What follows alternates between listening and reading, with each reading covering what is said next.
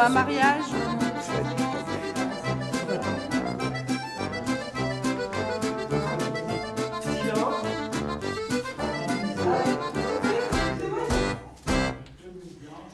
Quand j'étais petit, Saint-Georges-en-Valdaine, Jean-Claude et Léo, première.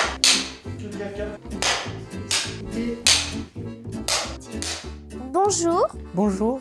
Bonjour. Bonjour. Je m'appelle Amélie et j'ai 10 ans. Et moi, je m'appelle Anne-Marie et j'ai 88 ans. Bonjour Polo. Bonjour. Je m'appelle Andrea. Bonjour, je m'appelle Nathan, votre arrière-petit-fils. Ça va? Tu es le fils de Marie-France. Bonjour. Quel âge avez-vous? Là, j'ai 92, je vais sur mes 92. Je m'appelle Clara, j'ai 12 ans. Et vous, comment vous appelez-vous? Maurice. Et quel âge avez-vous? Je suis né en 1936. Quel âge avez-vous? 100 ans. Félicitations. Merci. De rien. Bonjour, Marthe. Je m'appelle Andrea. Quel âge avez-vous? Oh, je suis vieille maintenant. J'ai bientôt 90 ans. Ok. Je suis née en 29. Bonjour Juliette, je m'appelle Clara, j'ai 12 ans. J'ai quel âge? J'ai 88 ans. Quel âge avez-vous? Je suis pas trop mieux jeunesse, hein? Moi, j'ai 8 ans, je vais avoir 9 ans. Ah ben, ça fait un petit peu d'écart entre nous, hein? Je suis de 44 et ma femme est de 38. Quel était le métier de tes parents? Alors, mon père était employé à la préfecture et ma mère était ménagère. Et c'était quoi le métier de vos parents?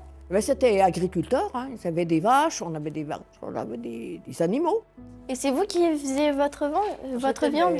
Et on faisait du tabac aussi. Oui. Alors ça nous occupait beaucoup. Il fallait du personnel. Je suis né dans une exploitation agricole. Ok. Alors, une exploitation tenue par mes parents, grands-parents, etc. Petite exploitation, enfin, comme il y avait beaucoup à l'époque dans notre région, dans notre petite région, là. Et puis j'ai tenu cette exploitation à mon tour après le service militaire. Oh, je suis allée à l'école jusqu'à 14 ans, bien entendu. Et comme j'étais chez mes parents qui avaient une ferme, mais j'avais mes grands-parents aussi à la ferme, parce qu'avant, on habitait tous ensemble, les parents, les grands-parents, les enfants, tout ça. C'était à la mode comme ça, hein. Et mon grand-père ne pouvait plus travailler, alors comme j'étais l'aînée, on n'était que 2 filles, mon père a dit « Tu ne peux pas continuer les études, il faut que tu restes à la maison pour nous aider ». Alors je suis restée à la maison, je m'occupais des animaux, on faisait du tabac, et j'ai fait toute ma vie comme ça.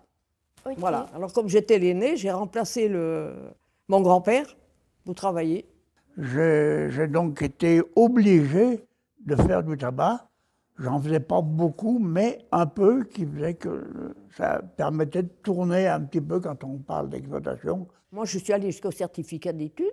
Et la maîtresse, comme j'apprenais bien, la maîtresse était venue me chercher pour aller en 6e, mais comme il fallait rester à la ferme, je n'y suis pas allée. Après, j'ai fait 3 ans de cours complémentaires à la maison, par correspondance, qui correspondaient un peu à la vie des femmes les autres fois, parce qu'il fallait quand même être un peu émancipé, hein. On était à la campagne, on n'était pas... C'était pas comme aujourd'hui, hein. On ne savait pas beaucoup de choses, hein. Et vous avez de bons souvenirs de quand vous étiez petite? Des bons souvenirs quand j'étais petite.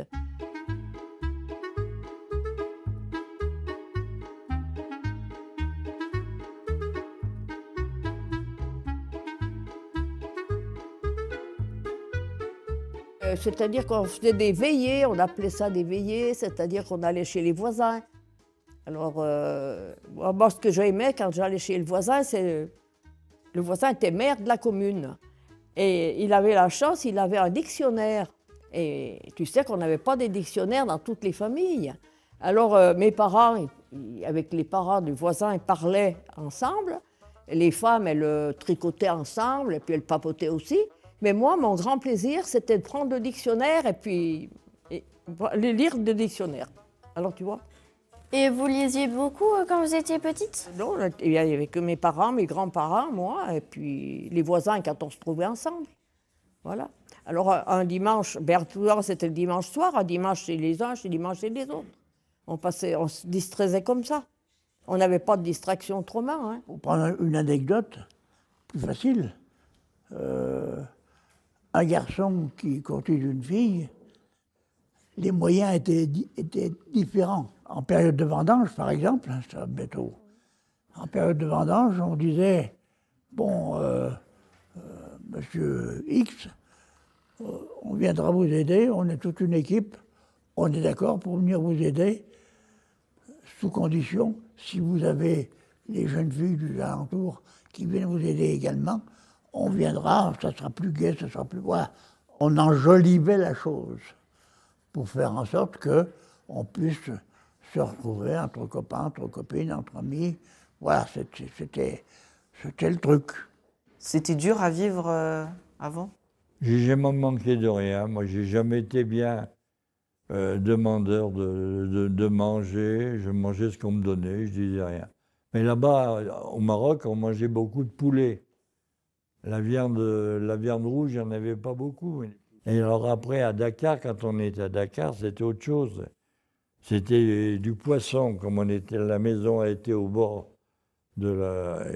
Parce que mon père était logé, on était logé juste au bord de l'eau. C'est bien simple.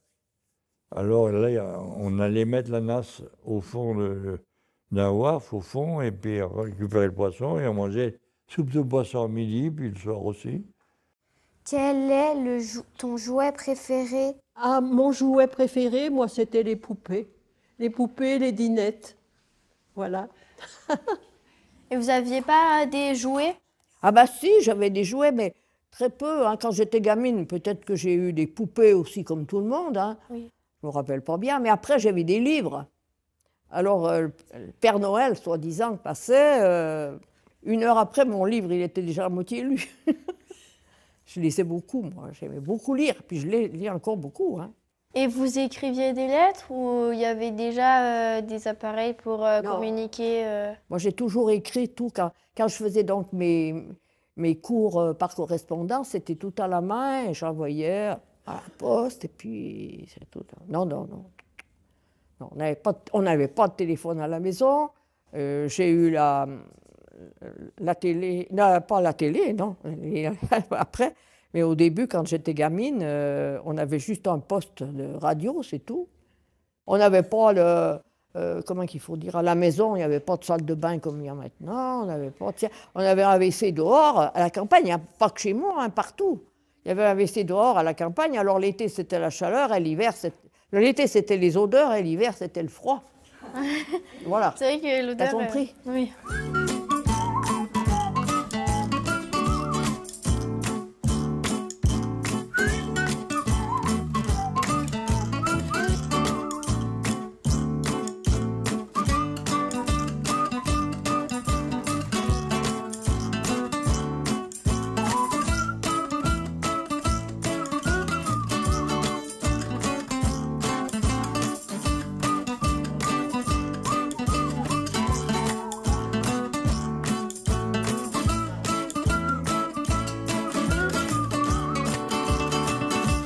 Vous étiez une bonne élève à l'école? Et quand j'allais à l'école, Oui. oui, Vous étiez une bonne élève? j'allais à l'école dans un village qui était à 2 km à peu près de ma maison, à pied, bien entendu. Puis on rentrait à midi pour manger, on repartait à 1h30 et on revenait le soir. J'étais à l'école libre. C'était un peu loin pour aller à l'école. Au lycée Van Voren, à Dakar, en 1944. Donc jusqu'en 1944, 1945. Là, je suis revenu en France. Et là, je suis allé à l'école à Grenoble, rue Sidi Ibrahim. J'habitais à l'époque un petit village des Alpes-Maritimes qui s'appelle La Tour-sur-Signy, et distant à peu près de chez moi. Alors on avait quand même 8 km dans les jambes, tous les jours. Une trentaine de kilomètres. Hein. Et l'hiver, quand il faisait moins 10 dehors, quand il faisait très froid, puis il y avait de la neige, hein, ce n'est pas les hivers de cette année, hein, eh bien, on rentrait dans la classe, il faisait peut-être moins 5. J'avais le vélo de mon père qui pesait 15 kilos. On n'avait pas le chauffage qu'il y a maintenant, un gros poêle qui marchait plus ou moins au milieu de la classe. Tu vois. Il fallait l'alimenter, il fallait aller chercher le bois au galetas, il fallait faire nous-mêmes. À l'école, vous travaillez bien ou pas? Ah, j'étais obligée de bien travailler parce que j'avais une tante, la sœur de mon papa, qui était directrice d'école. Et puis elle faisait la classe en même temps. Alors je t'assure, hein, il fallait que je fasse attention. Et vous aviez beaucoup de devoirs? Bon, oui. Surtout qu'on n'arrivait pas à les faire. On ne s'en rappelait plus. C'était quoi votre matière préférée? Oh, j'aimais beaucoup le français, j'étais très bonne en français. Et ce que la maîtresse nous faisait faire des textes libres, elle disait ça. Il fallait trouver un thème dans la semaine pour le développer, pour faire un compte-rendu de ce qu'on avait vu ou ce qu'on avait écouté. Alors moi, je faisais des textes formidables. Hein. J'aimais beaucoup ça. Vous appreniez à coudre, non, aussi? Ouais. L'activité dirigée, c'est-à-dire on faisait de la couture, les filles, un peu de la broderie, des trucs comme ça. La maîtresse nous apprenait à repasser, alors tu te rends compte ce que c'était.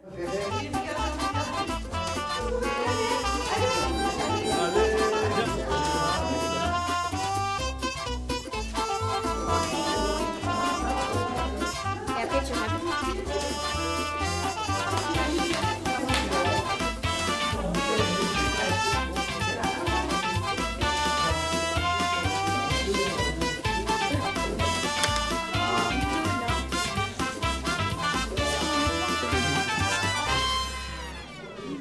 Et vous étiez un bon élève à l'école? Pas trop. Et pourquoi vous n'étiez pas un bon élève? Vous faisiez des bêtises?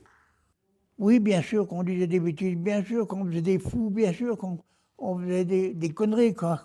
Oui. Et vous étiez puni comment? Ben, on était punis avec des lignes. On allait au coin. Tu me recopieras 100 fois. Ou alors quand c'était des trop grosses bêtises, on allait dehors dans le couloir. Monsieur Jacquin, vous avez fait une connerie. Alors, à la récréation, tu feras tant de tours. Vous serez en colle jeudi. Il arrivait quelquefois que je ramasse une bonne tabassée. Et qu'est-ce que j'avais comme colle? 5 problèmes. Si bien que je commençais le bonheur le matin, et bien, j'étais sûr qu'à 18h le soir, j'étais toujours en train de sécher sur mes problèmes.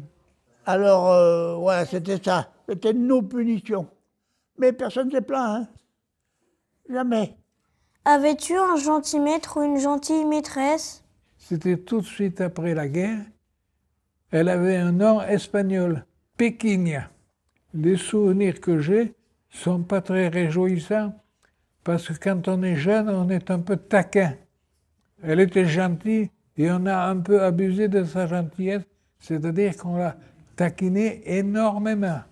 Est-ce que vous étiez sage ou pas? Ah oui, oui, oui. Mais je vais te dire quelque chose. Je crois que autrefois, les enfants étaient plus gentils que maintenant. On ne répondait pas aux parents, on n'était pas insolent. La maîtresse disait quelque chose, on le faisait, et puis sans rechigner, tu vois, on obéissait plus que vous obéissez. Vous pouvez lui demander si lui aussi il aime l'école. J'aimerais bien savoir. Ah, tu aimes l'école? Pas trop. Oh, zut alors.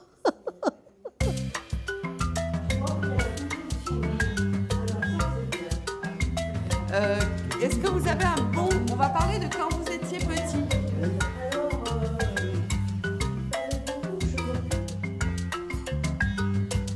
Alors, je me rappelle plus.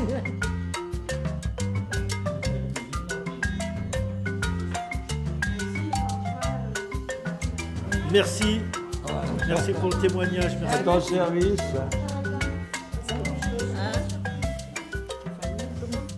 Donc, non mais, on est bien. Bonjour. Silence au fond. Est-ce que c'est... Et pourquoi c'est bien?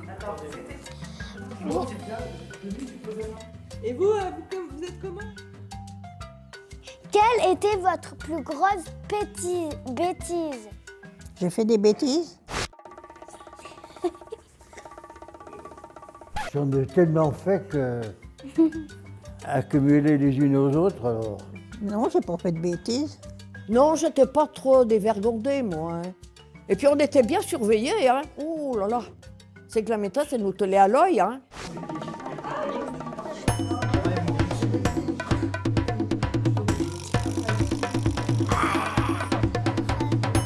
Est-ce que tu pourrais me parler de ton métier de l'agriculture, s'il te plaît? Ben, l'agriculture, on a beaucoup de bêtes, de vaches. Le matin, il faut se lever de bonne heure pour les traire, mettre la machine en route. Quand on s'est rencontrés, je vous ai dit, mais vous êtes agricultrice, c'est trop bien, c'est trop chouette comme métier. Bon, mais oui, mais bien sûr, celui qui parle, ça va bien. Mais il faut le faire aussi, hein. Et puis dans la journée, ben, il y a toujours à faire. Hein. C'était bien d'être électricien? Oui, oui, oui, c'est un métier agréable. Oui, il faut être rigoureux dans son application, mais c'est un joli métier. Quel était ton métier? Moi, ben, j'ai eu plusieurs métiers. J'ai commencé, j'étais cultivateur. Et puis après, j'ai travaillé en usine. J'ai fait, après le régiment, j'ai fait 2 ans de régiment, 3 ans de régiment en Algérie. Et puis, je suis revenu, je suis rentré dans une usine de tissage. Et puis, j'y suis resté jusqu'à ma retraite. Tissage du mail à Massieu. L'usine qui est à moitié démontée maintenant sur la route qui va sur Voiron.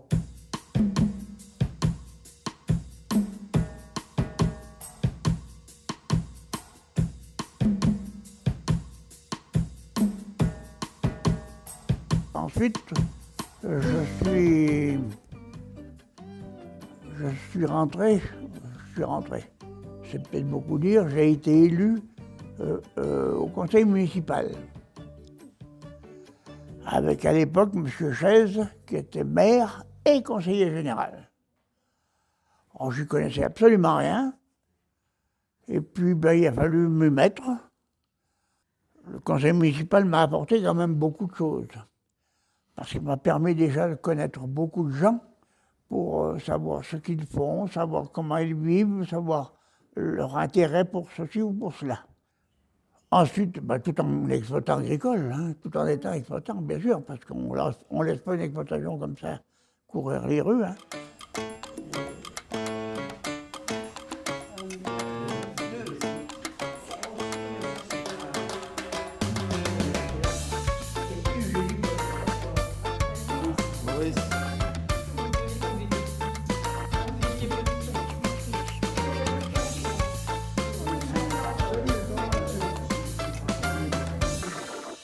Quelle sorte d'animaux vous avez?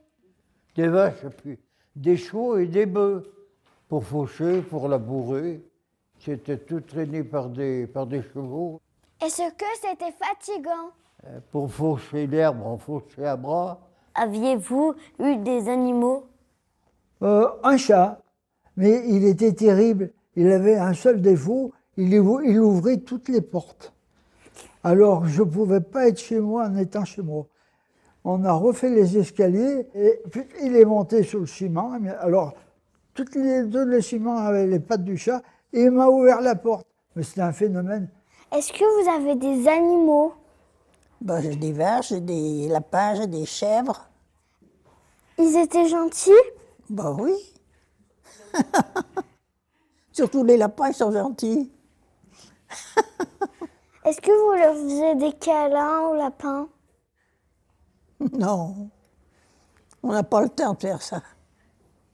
Bon, il y avait des vaches, on avait des chèvres, des lapins, des poules et des chats. J'aimais beaucoup les chats. Vous aviez pas un chien? Si, il y avait un chien berger qui nous aidait à garder les vaches. Il avait un nom? J'en ai eu plusieurs. Hein. Ah. Après, à 14 ans, quand j'allais garder les vaches, parce qu'il n'y avait pas le parc électrique comme maintenant. Tu sais ce que c'est qu'un parc électrique à la campagne. Mais je sais aussi ce que c'est quand c'est difficile de les rassembler, Voilà. les vaches. Tout Tandis ça. que moi, c'était moi qui allais garder le troupeau. À Il n'y avait pas 14 de ans? parc. Hein, avec mon chien. À 14 ans, hein, quand j'ai quitté l'école, puisque j'ai fait que ça. Eh bien, il fallait dresser le chien. Il faut qu'il sache aller chercher les vaches quand il fallait. Aviez-vous des animaux de compagnie? Si, quand j'étais petite, je me rappelle, il y avait un chat à la maison. Il y avait un petit chat. Et comment il s'appelait, le chat? Mascotte. Il était gentil? Très gentil. Elle était toute noire. C'était un petit chat noir. Quand tu étais petit, tu avais des animaux? Ah oui, oui, oui. J'avais 2 canaris. Ce sont quand même des animaux sympathiques. J'aime tous les animaux. J'ai moi-même une petite chatte qui est très gentille et très sympathique. Mais tous les animaux, je les aime.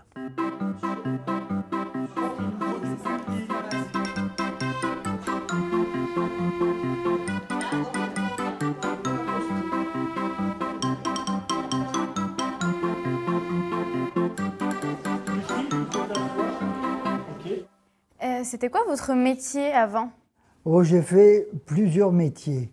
Je suis autodidacte. C'est quoi autodidacte? Autodidacte, c'est quelqu'un qui n'a pas tellement d'études. Je me suis péniblement arrêté au certificat d'études parce que les maths m'empêchaient d'aller plus loin. Alors, je vais commencer par le premier. J'étais gérant de station-service. Très jeune, à 18 ans, avec mes cousins, on était sur la Nationale 7 à Aix-en-Provence et on servait l'essence. À cette époque-là, ce n'était pas un self-service. On faisait les lavages des voitures, les graissages des voitures, le gonflage, on remplissait les réservoirs et on se faisait de la gratte, c'est-à-dire beaucoup de pourboires. Parce qu'à cette époque-là, on rendait des services et en plus de la paye, on avait les pourboires. Ça faisait un doublement. J'ai fait un peu des métiers pour apprendre. Tu vois, j'ai fait de la mécanique auto, j'ai fait de la peinture. Finalement, je me suis arrêté en 1949, donc à 17 ans. Au mois de septembre, je suis rentré chez Dabil et Mousse, une entreprise de plomberie zinguerie. Mais à l'époque, on faisait tout. On réparait aussi bien les poêles. On faisait tout à l'époque. En 1949, c'était comme ça. De plombier, ben après, je suis passé dans les remontées mécaniques. Alors, c'était autre chose. C'est pas du tout le même métier. Hein. Et là, je suis resté 18 ans. Chez Montas Motino, les téléskis, là. J'étais dans la marine, dans l'aéronaval et dans les sous-marins. Parce que là, maintenant, on arrive à la période de l'armée. J'ai dit, j'en ai marre de servir l'essence, ou je vais rentrer dans la marine. Alors là, j'ai fait mes études, attention, je me suis forcé, mes études d'aéronaval. Et comme j'ai eu un 18 sur 20, ils m'ont dit, Monsieur Jacquin, vous embarquez demain matin sur le porte-avions Clémenceau. Oh, j'étais content. Et je suis parti sur le Péa Clémenceau. On a fait le tour de l'Afrique, est-ouest, nord-sud. Vu mes idées un peu rouges, ça ne plaisait pas. Alors les gendarmes, ils ont fait des enquêtes autour de moi. Alors j'étais donc dans un régiment disciplinaire à Tunis, en Tunisie. Il faut y aller doucement parce qu'en fait, ils ne comprennent pas. Pourquoi? Ça veut dire quoi, vos idées rouges qui ne plaisaient pas? Demande. Ah, mais je ne peux pas dire que je suis communiste. Mais non, mais si, regardez, vous avez Ah un ben peu là, rouge. je l'ai dit, ben voilà. J'arrête, là. Ça veut dire quoi, une idée rouge?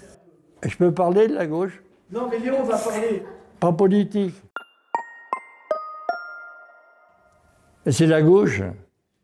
Moi, je suis rentré dans les jeunesses communistes en 1949. Alors c'est pour ça. UJRF à l'époque.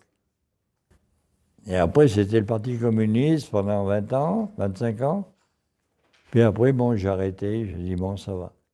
Et là, j'ai fait donc mon temps jusqu'à que la guerre d'Algérie éclate, n'est-ce pas, le 1er novembre 1954. J'étais donc à Tunis à l'époque. Et jusque-là, bon, ben, j'ai fait le peloton. Après, j'ai été commis greffier au tribunal permanent des forces armées, avec tous les grands chefs. Et avant, il m'avait mis en tôle, mais il m'avait mis en tôle parce que j'avais répondu à un lieutenant. Moi, je ne me laissais pas faire. Et pourquoi vous avez été mis en prison? Comment? Pourquoi avez-vous été mis en prison? En résidence ici? En prison? En prison à l'armée? Parce que j'avais répondu à un lieutenant. Il m'embêtait tout le temps. Est-ce que c'était pas trop sévère, la marine? Ah non, non. C'était comme l'EHPAD, c'était l'esprit de famille. Et puis des fois, quand on était gourmand, on avait l'autorisation de manger 2 fois à midi. Parce qu'il y avait 2 repas à midi. Alors des fois, quand il y avait des bonnes choses, on revenait au 2e repas pour goûter le dessert. Et ils se laissaient tous faire. Moi, j'ai jamais pu me laisser faire. J'ai toujours respecté. Ah ben oui, alors je vais te dire, à cette époque, il n'y avait pas de femmes à bord. C'était interdit. Les femmes, ça n'existait pas. On était entre hommes. Tandis que maintenant, il y a des marinettes. Alors avant, les marinettes étaient à terre pour faire l'administratif. Et maintenant, les marinettes vont partout. Elles sont à bord. Alors à bord, il y a des hommes et des femmes. Alors, tandis qu'à l'époque, il n'était pas question d'avoir des femmes à bord. Ça porte bonheur. Alors, tu peux le toucher, je te le touche comme ça porte bonheur et tu verras, ta vie sera merveilleuse. Et tes études aussi.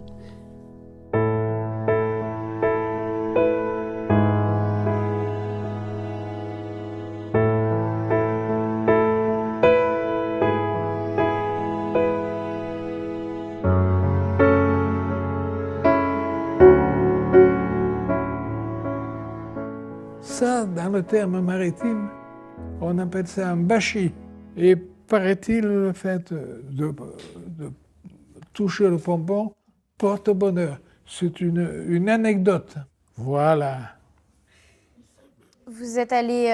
c'est où l'endroit où vous êtes allé le plus loin avec le porte-avions? Ah ben, c'est le Cap, et puis toute l'Afrique ouest, l'Afrique du sud et nord. Alors on a un certificat, je l'ai toujours dans les archives, le certificat de passage de l'équateur. Vous avez encore des souvenirs? Ouh là là, j'en ai plein, un avion, j'en ai plein mon smartphone. J'ai pris des photos à tour de bras.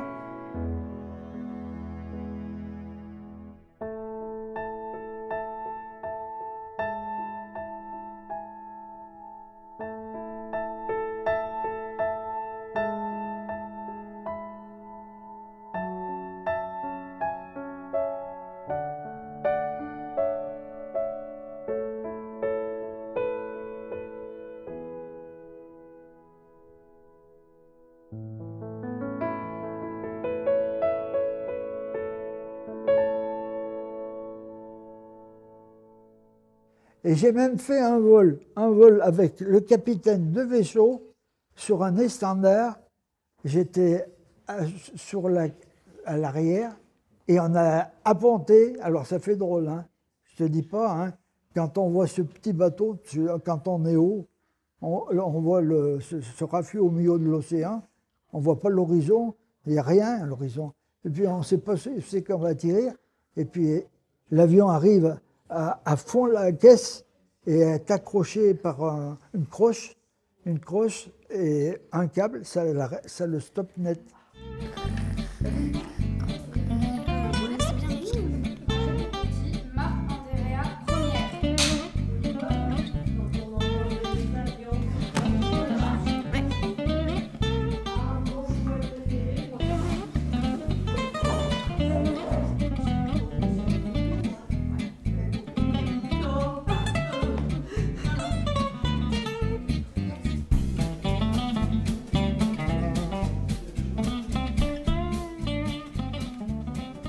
comment ça s'est passé pendant la Seconde Guerre mondiale? Et en 1942, mon père avait trouvé du travail et on est parti à Casablanca. Je me rappelle très peu. Enfin, si, je voyais, je vivais la guerre, mais on n'a pas eu d'Allemands à la commune, on n'a pas. Non, j'en ai pas souffert. Et à Casablanca, alors là, c'était déjà la guerre, mon petit. C'est des périodes très difficiles. Mais on s'y fait. Est-ce que vous avez eu peur pendant la guerre? Eh bien, figure-toi, le bon Dieu est avec moi parce que j'ai échappé à toutes les guerres. J'ai pas connu de guerre. Et j'ai même pas connu les Allemands. J'étais dans le ventre de ma maman. J'étais pas né. Et je me rappelle une anecdote encore, quand il y a eu l'armistice du 8 mai, j'étais chez le voisin qui était maire, donc toujours. Je faisais de la balançoire, parce qu'il avait un petit-fils qui était à peu près de mon âge, alors on faisait de la balançoire. Et le maire, il avait été le premier averti que la guerre était finie. Alors, ça me rappelle, ça m'avait choqué, ça. La guerre est finie, tant mieux. Avez-vous connu la guerre? Oui, un petit peu. J'étais toute petite. Quand la guerre s'est déclarée, j'avais 4 ans. Je n'étais pas bien grande, mais je me rappelle quand même de certaines choses.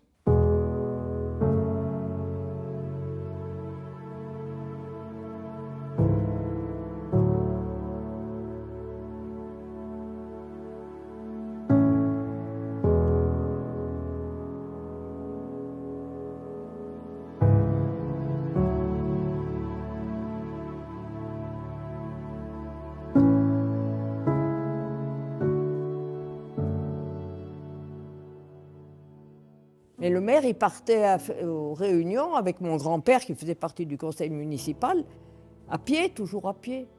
Alors mon grand-père me disait, je vais en réunion. Alors moi, je lui disais, j'étais curieuse, je lui disais toujours, ça veut dire quoi les réunions? Je voulais savoir ce que c'était, mais il ne me disait pas ce que c'était. Hein. Quand la guerre s'est déclarée, tu sais, on entendait la sirène. Quand les avions passaient au-dessus de la ville, pour bombarder, il y avait la sirène. Et quand la sirène sonnait, on descendait à la cave. On descendait se cacher à la cave. Et ça, je m'en rappelle. Ma maman me donnait la main, bien sûr, parce que je n'étais pas grande. Et tout le monde se descendait à la cave. Et puis, quand l'alerte était passée, on remontait dans nos maisons. On était bien contents que la maison n'ait pas été bombardée. J'ai assisté au débarquement américain sur la plage de Fedala à Casablanca. J'ai vu tomber les bombes sur le port, même que les éclats venaient jusqu'à moi. Les parents avaient un peu peur quand on entendait les avions, quand l'alerte sonnait. Et puis, mon papa, il faisait partie de la Croix-Rouge. Donc, quand l'alerte sonnait, il partait rejoindre son poste à la Croix-Rouge. Et il laissait ma maman et moi, toute petite, et ben, il nous descendait à la cave, à l'abri, puis lui, il partait. Alors, c'était un peu pénible. Qu'est-ce que c'est la Croix-Rouge? La Croix-Rouge, c'est un organisme où il y a tout un tas de gens qui viennent aider les docteurs, les infirmières. Tu vois, il y avait eu un bombardement à Lyon. Il y avait eu un immeuble qui était bombardé. Eh bien, lui et puis d'autres, tous ceux qui faisaient partie de la Croix-Rouge, ils allaient sur place. Et puis, ils cherchaient dans les décombres s'il n'y avait pas des personnes vivantes. Est-ce qu'il y avait un maquis ici? Saint-Joire se trouve dans un secteur, vous l'avez remarqué, je n'ai pas besoin de vous faire un cours de géographie, on est dans un creux tout autour des montagnes. Pour couper l'accès, il fallait couper les routes qui donnent aux montagnes, qui approvisionnent les montagnes. Et c'était le cas de beaucoup d'anciens, mes parents, mes grands-parents, de près ou de loin. Parce que quand je dis les grands-parents, ça peut paraître un peu un sourire, mais ils ne sortaient pas de la ferme, mais ils savaient tout. Alors le maquis, bien sûr, si vous alliez sur les communes de Saint-Sixte, Merlat, la chapelle de Merlat, on donnerait beaucoup plus de détails, je l'espère, concernant le maquis. Est-ce que vous avez eu peur pendant la guerre? Moi, j'étais jamais parti à la guerre, mais je ne peux pas dire que la guerre d'Algérie, j'ai vu des atrocités. Pour moi, j'en ai jamais vu parce que... J'ai des camarades qui ont fait avec moi les anciens d'Algérie. Et c'est là, à Batna, qu'a commencé la guerre d'Algérie, où il y a 2 sentinelles le 1er novembre qui ont été abattus. C'est comme ça qu'a commencé la guerre d'Algérie. On avait toujours dit, dans le comité, il n'y aura pas de rancœur et on fera tout pour éviter que les anciens, contents ou pas, ils ont fait leur service militaire, c'est tout. On n'en parle plus à partir de là. Et je ne peux pas dire que j'ai vu... Chaque fois que je passais, derrière moi, il y avait des morts. Et moi, j'en ai jamais vu. Alors voilà, le seul mort que j'ai vu, c'est Mérès. Et il avait fait l'âne, il avait bricolé il a voulu toucher une grenade. Il était magasinier et il s'est fait sauter la grenade. Bon, ça lui a arraché la tête, c'est tout. Hein, bon. C'est tout ce que j'ai à dire. C'est le seul mort que j'ai vu de la guerre d'Algérie. Alors il y en a d'autres qui m'ont dit « Oh non, mais t'as pas vu ce que j'ai vu moi ». Moi, j'ai dit « Bon, d'accord. Moi, c'est ce que j'ai vu, c'est ce que je répète. Et voilà ce que j'en dis. Hein. »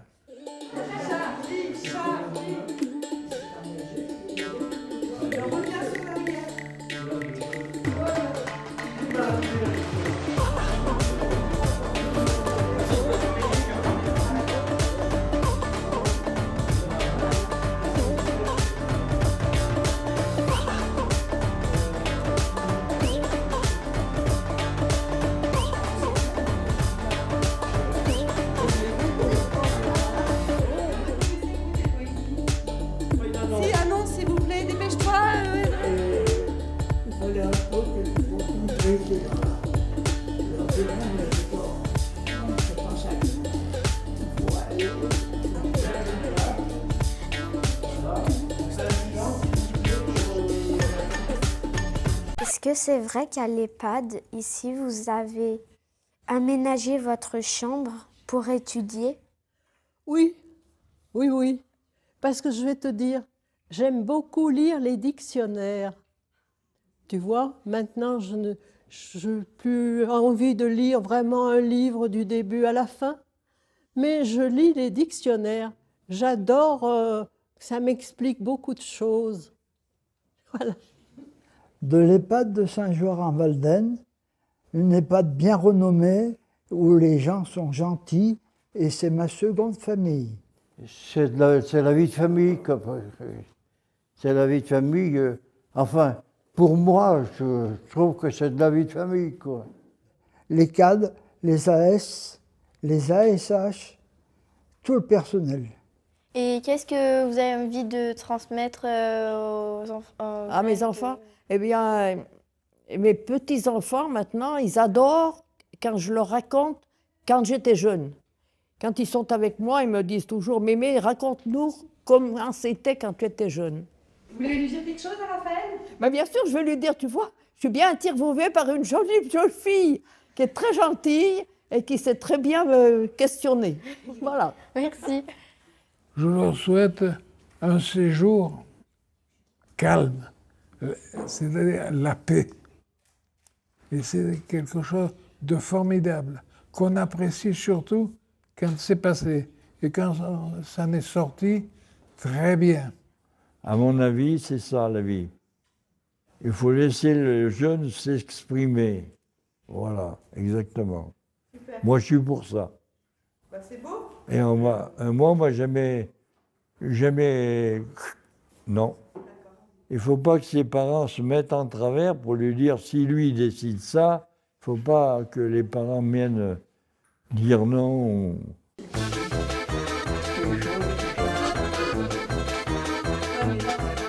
Et la traduction,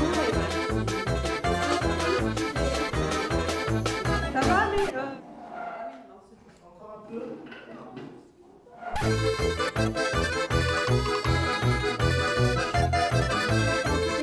On avait froid.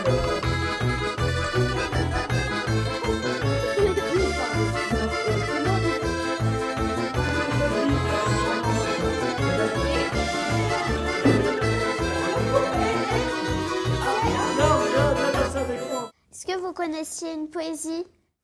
Une poésie? Maître Corbeau, sur un arbre perché, tenait dans son bec un fromage. Maître Renard, par l'odeur alléchée, lui tint à peu près ce langage.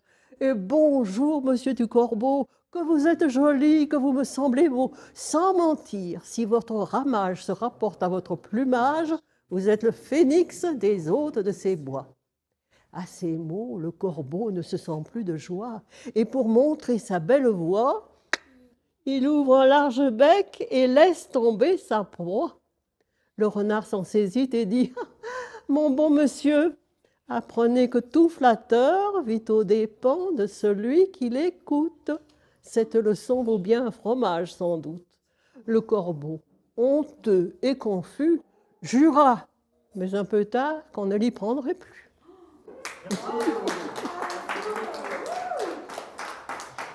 Elle a inventé cette poésie quand elle avait 6 ans et elle a eu un grand prix dans un concours. C'est bien. La poésie, elle a été affichée dans le métro à Paris.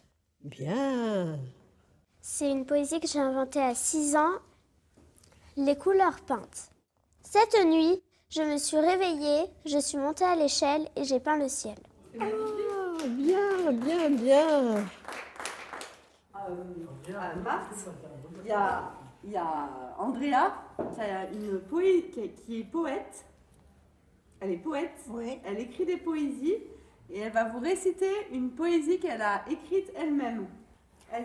Sur l'échiquier, le pion rugit comme un lion et qui fait son champion. Sur l'échiquier, le fou rencontre un hibou qui a des bijoux.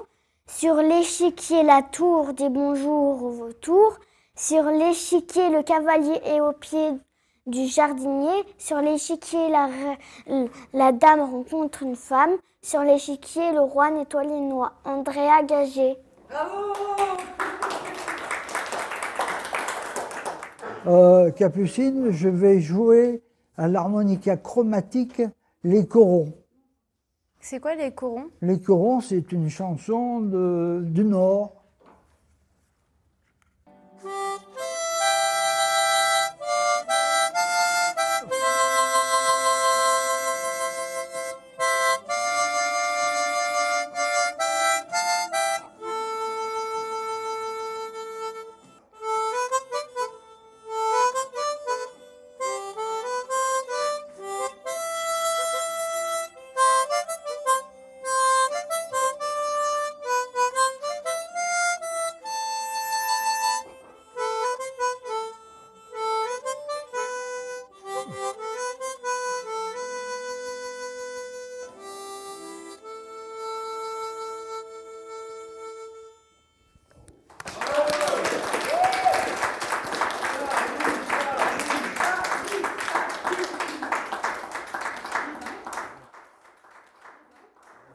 Ouais, c'était très joli.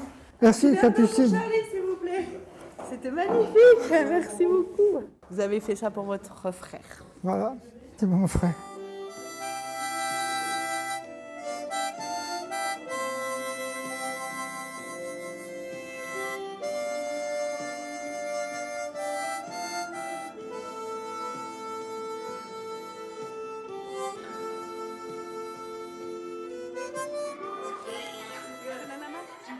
Bonjour Maurice, il paraît que vous aimez bien la musique. Oui. Est-ce que vous pourrez nous chanter? J'aimais bien les chansons, j'aimais bien les chanter, mais maintenant, vu mon grand âge, ça devient dur. Est-ce que vous pouvez essayer de nous chanter une chanson? Ça me fait 91 ans, c'est dur à chanter, mais enfin je vais essayer. Tango des Pyrénées. On peut y aller? Les souvenirs de mon enfance, tout bas me font des confidences. J'entends la voix de mon clocher et la chanson d'un vieux berger. Tango des Pyrénées, ton chant vient m'apporter l'écho de ma vallée, la joie de mes jeunes années. Soudain, dans le silence, j'entends une mélodie et le m'enchante et me chante l'amour de mon pays. C'est tout ce que je sais.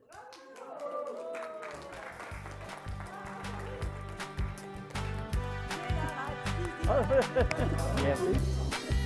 Ah, c'est bon. Merci. Merci. Bah, merci. Merci.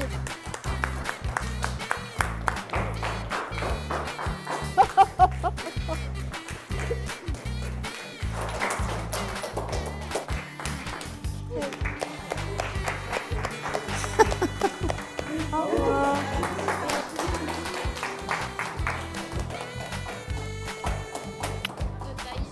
Bah, je sais pas, on se rit.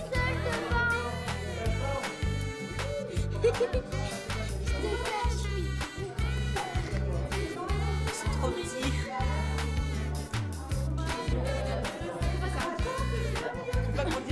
J'ai l'arrête qui dilate, j'ai le foie qui est pas droit, j'ai le ventre qui s'arrange, j'ai le pylore qui se colore, j'ai le gaudier anémie, l'estomac bientôt bas, et les côtes bientôt hautes, j'ai les hanches, les manches, les pigards qui s'encadrent. La fluette, l'esophage qui surnage, les gencives qui dérivent, j'ai le palais qui est par l'air, mais les dents c'est avant, j'ai les petites qui s'irritent, et les gosiers s'échauffent, les canines se ratatinent, les molaires se font la paire.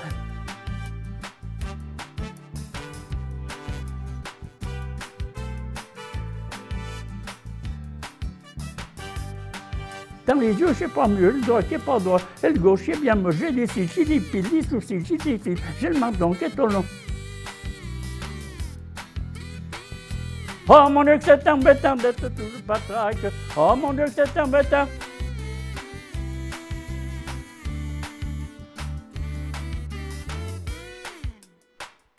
Je ne suis pas bien portant.